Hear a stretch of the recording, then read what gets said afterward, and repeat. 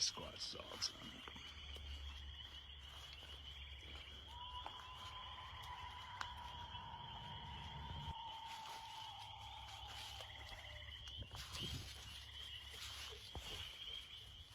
See, I think so. It's close.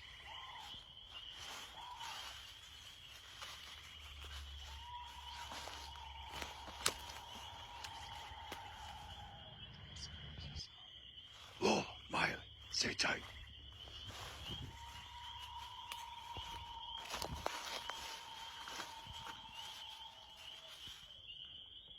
The hell is that?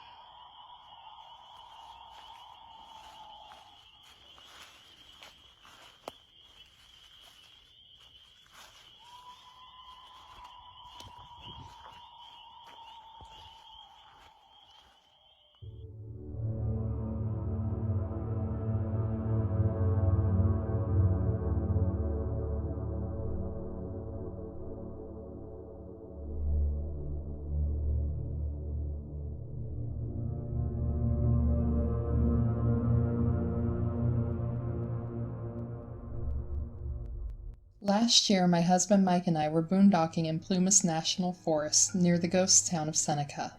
Our jobs give us the freedom to travel freely, so we have crisscrossed the country, camping mostly for free in various national forests.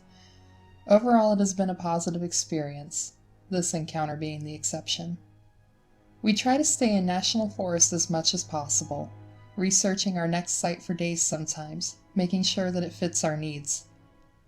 We love being able to wake up and see the scenery from our bedroom, and the solitude brings a lot of peace to our minds.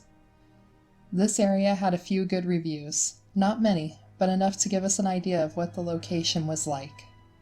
When we reached the site, it became clear that some changes had been made. The photos online showed a small clearing, and the forest was more open beyond the site on the satellite view, but the trees were dense around the site. We double-checked our coordinates because it appeared the clearing was far larger than indicated, with a very small road going in further. There was a fresh fire pit as well, something that wasn't in the photos, and something that shouldn't be there. The fire risk was high at that time. Even though it wasn't quite like we had envisioned, we decided to stay. The extra openness would let us make better use of our solar panels, but it didn't help our cell service. We had about a week's worth of water and fuel on board, but we decided that 5 days would be our maximum. This would be long enough to justify fully setting up the RV and unpacking. We parked, leveled the RV, and I got to work setting up the inside of our forest home. I was finishing up when I heard a loud knock on the door. The sound startled me. We were alone when we pulled in, and we didn't encounter any other drivers on the road, so there shouldn't have been any knocks on our door. I peered out the rear window on the RV and saw an older woman riding a horse, an angry look on her face, waiting for me to answer. I hadn't seen any horse camps listed for the site, but I thought that maybe she was from further in on the dirt road. Even so, there was enough room for a truck and trailer to get past us. I couldn't imagine why this angry rider was knocking on my door. I opened the door and the woman skipped all niceties and went straight to lecturing me about the fire pit. I assured her that we had seen the fire warnings and that we weren't the ones who built it.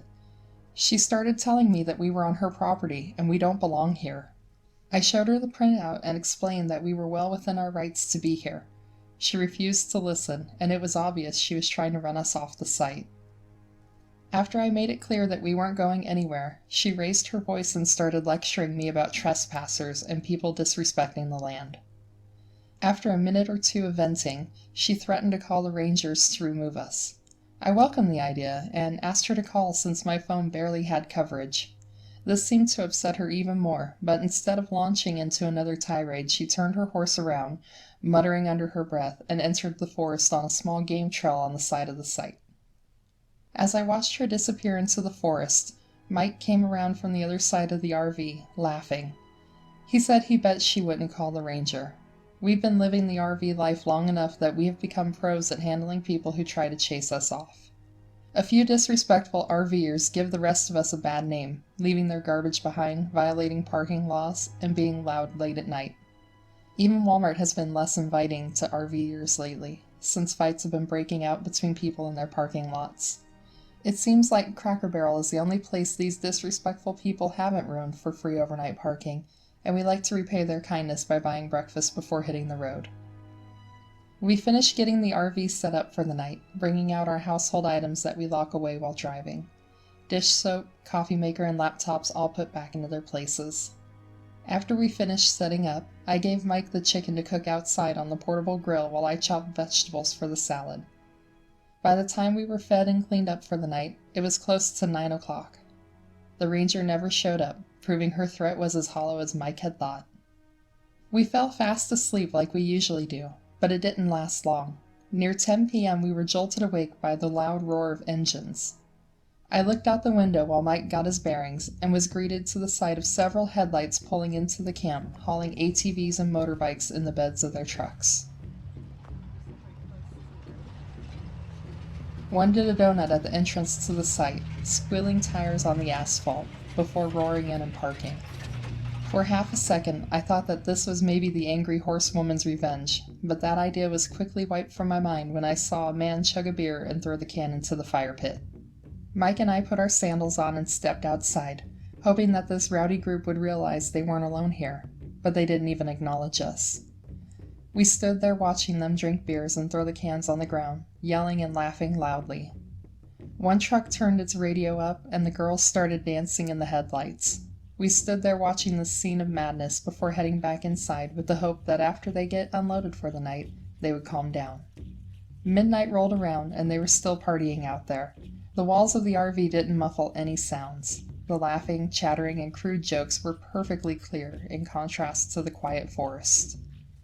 We could hear the crackling of a roaring fire in the fire pit, and Mike was concerned that this drunken group wasn't watching it. They weren't supposed to have any fires, especially not one that kept whooshing every time they threw something into it, eliciting cheers from the group. We were 2 people dealing with at least a dozen people, mostly young men, so we didn't dare to confront them. Our phones barely had any service outside the RV, and inside we had none, so calling the ranger was out of the question. By 2 a.m. it was mostly quiet, and we were nearly back to sleep ourselves when we heard the sound of something hitting the side of our RV. We both snapped back awake, thinking we heard giggling. Something hit the RV again, and this time we were certain that there was giggling. Mike jumped out of bed and stormed out of the door of the RV, yelling at the perpetrators to knock it off. I stood at the doorway of the RV, but there was nobody outside. The fire pit was abandoned, with flames still reaching up off the logs. They didn't even douse the fire after they were done using it, and now they dared to start throwing things at our RV? Upset didn't do justice to what Mike felt in that moment. He came back inside, but before he could get back to the bed, something hit the RV again. Mike yelled, "Hey, stop that!" The giggling was louder this time, and we could hear the footsteps behind the RV. Mike finally had enough. He grabbed his headlamp and went outside to get the RV ready to go. He didn't want to be here a second longer than necessary. I tossed things onto the bed and in the sink, then got into the passenger seat. Mike stormed over to their side of the camp and grabbed 2 of their 5-gallon water tanks and poured them onto the fire, then grabbed 2 more for good measure and flooded the fire pit. Nobody protested him. Nobody even came out of the forest or looked out of their tents as he poured all but 2 of their water tanks on the fire. He left the empty tanks next to the fire, hopped into the driver's seat, and drove off. We had seen another dirt road on our way into the site. We didn't know if it was a campsite, but we didn't have the energy to get into an area where we had internet service to see if we could camp there. If a ranger stopped by, we would explain what happened at the last site. When we reached it, it looked less used and a little bumpy. There were no signs indicating that it was private property, so we pulled in. The road was a little soggy, and we could feel the tires slipping a bit. It had rained a few days ago, and this site was downhill from the other one. The RV pulled through without much trouble, though, and there was no rain in the forecast, so we continued down the road. We drove in slowly for about 15 minutes, and the tires started to lose their grip in a muddy spot again. Mike backed the RV up, then moved on to the side with firmer ground. It was a close call, but the road started gaining a little elevation, and it was firm the rest of the way. About another 5 minutes up the road, and we found a spot that in the light from the headlights appeared to be about as big as the last. Mike parked the RV and grabbed his flashlight as we took a walk around this site. There was no fire pit, and there were tiny plants pushing up through the dirt. The ground wasn't well worn here. There was a teepee-like structure at the far edge of the clearing, but it looked like it was falling apart. There was a faint, funky odor in the air, but we dismissed it as probably stagnant water down the hill. We were happy with this new spot, and the adrenaline was wearing out of our system, leaving us exhausted. We returned to the RV and went to sleep as fast as we could toss stuff off our bed. We slept in the next morning, catching up on lost sleep. When we finally crawled out of bed, the sun was pretty high in the sky. We went through the routine of setting up the RV again, putting things back where they belong, and having a quick breakfast before exploring our surroundings. We went to inspect the teepee structure, and in the daylight it was clear that it wasn't falling apart. It was well built, but made to blend in, with branches twisted and weaving between the logs. It looked like a hunting blind, especially because there was a bone pile about a yard away. Mike picked through it and declared it was mostly deer, but he didn't understand why they would process it out here rather than load it up in a truck. As I was walking near the bone pile, I noticed some tracks that clearly had toes, some large and some small, that had to have been made when the ground was muddy. They were crisp now that the ground had dried, but because nobody would be walking barefoot out here in the rain, I assumed they were bear tracks. I called Mike over and he agreed. We would keep an eye out because some of the tracks were large. We spent the rest of the day relaxing by the RV and enjoying the bird chatter in the trees around us. When nighttime came around, we retreated to the inside of our RV. Our cell coverage was just as terrible at this site, so we did what work we could, saving the uploading for when we were done camping at this spot. After dinner, we cleaned up and relaxed in bed, reading our Kindles. Around 9 p.m., we heard a painfully familiar commotion.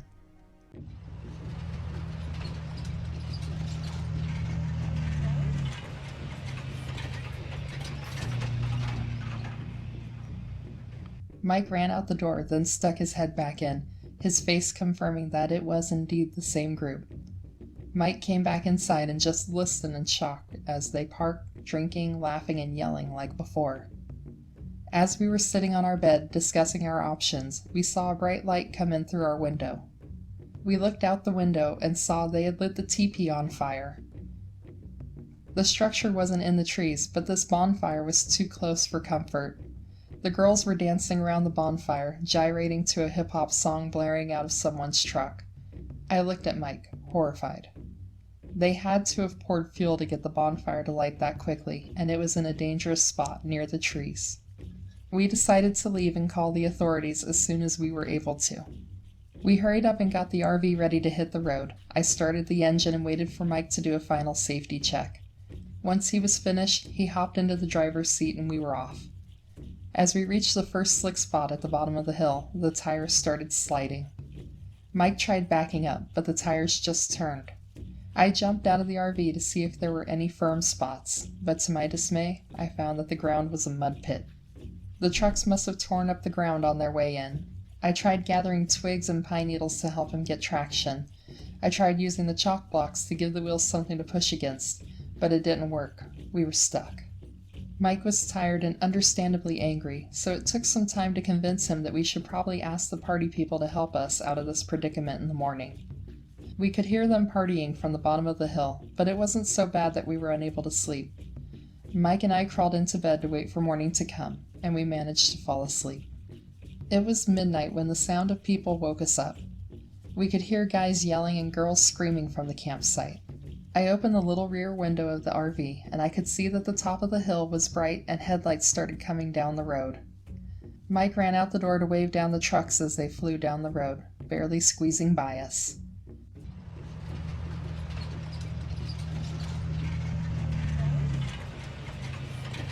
None of them stopped, and we didn't know what had scared them out of the campsite. I told Mike that they must have started a forest fire, and they were trying to avoid getting caught. A look of fear crossed his eyes. Our RV was stuck, and if a fire came down the hill, our chances of survival were slim.